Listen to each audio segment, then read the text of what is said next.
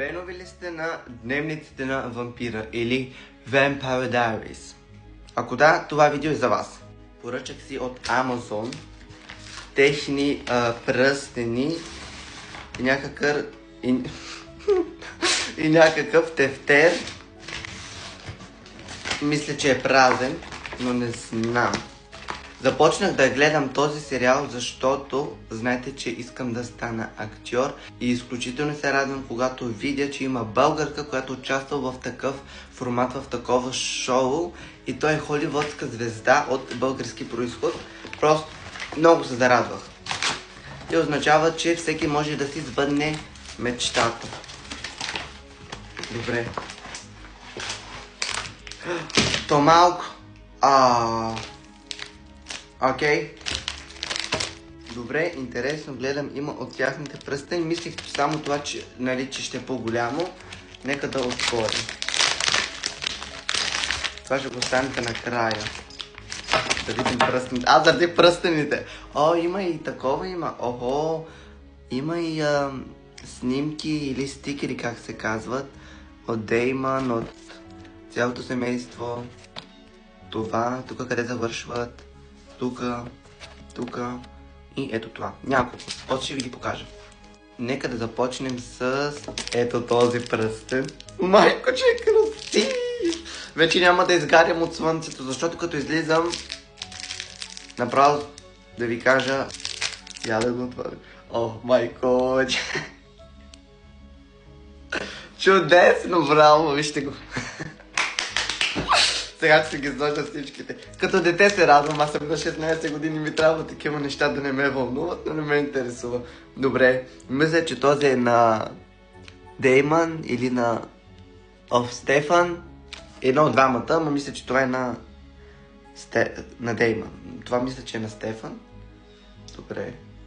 Който не ми става. Защо не ми ставаш? Малко ми пада този. Защото е малко по-изкривен.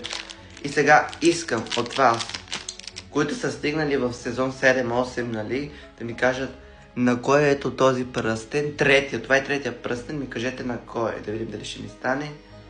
Стана ми. Така, четвъртия пръстен. Ето го. Слагаме го, да видим дали ще ми стане.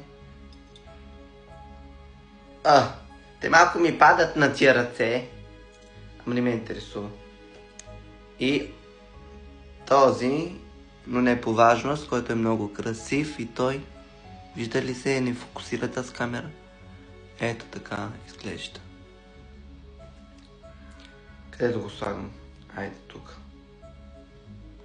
Значи идва с 1, 2, 3, идва с 5 пръстена и с 8 стикера от самия сериал, това не знам кой е. И сега трябва да отворим ето това нещо. Предполагам, че това не е на Бони вещицата. Не знам на кой е то, дневник ли е, какво ли е, не знам какво е, но мисля, че е празен. Ето как идва, мистично, мистериозно, за първи път поръчвам такова нещо и много ми харесва. Я да видим. Както си мислиш, празно е. Ето как изглежда. И е празно. Има това нещо.